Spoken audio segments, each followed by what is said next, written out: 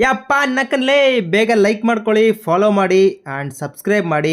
ನೀವು ನೋಡ್ತೀರಾ one man tax YouTube channel. ನಾನು ನಿಮ್ಮ ಮನು. ಆ್ಯಂಡ್ ಇವತ್ತು ಬೆಳಗ್ಗೆ ಲೇಟಾಗೆ ಬಂದೆ. ಏನಕ್ಕೆ ಅಂತ ಹೇಳಿದ್ರೆ ಸಂಡೇ, ನಿಮಗೆಲ್ಲ ಗೊತ್ತು, ಸಂಡೇ 10 ಗಂಟೆ ಮೇಲೆ ಡ್ಯೂಟಿಗಳು ಸ್ಟಾರ್ಟ್ ಆಗೋದು. ಸೊ ಹಾಗಾಗಿ 10 ಗಂಟೆ ಮೇಲೆ ಸಂಡೇ ಸ್ಯಾಟರ್ಡೆ ಗಾಡಿನ ಎತ್ತಬೇಕು, ಇಲ್ಲ ಬೆಳಗ್ಗೆನೇ ಬಂದರೆ ಕಾಯ್ತಾ ಕೂತ್ಕೋಬೇಕು.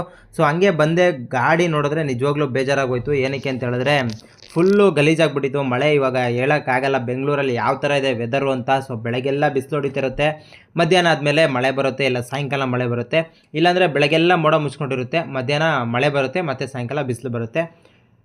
ಈ ಥರ ಇದೆ ವೆದರು. ಸೊ ಹಾಗಾಗಿ ಅದನ್ನು ಜಡ್ಜ್ ಮಾಡೋಕ್ಕೆ ಆಗಲ್ಲ, ಹಾಗಾಗಿ ಗಾಡಿನ ತೊಳೆದಿಲ್ಲ.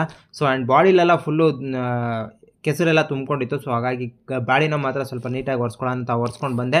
10 ಗಂಟೆ ಆದ್ರೂ ಡ್ಯೂಟಿಗಳು ಸ್ಟಾರ್ಟ್ ಆಗಿರಲಿಲ್ಲ. ಬಂದು ಒಂದು ಕಡೆ ಕುತ್ಕೊಂಡಿದ್ದೆ.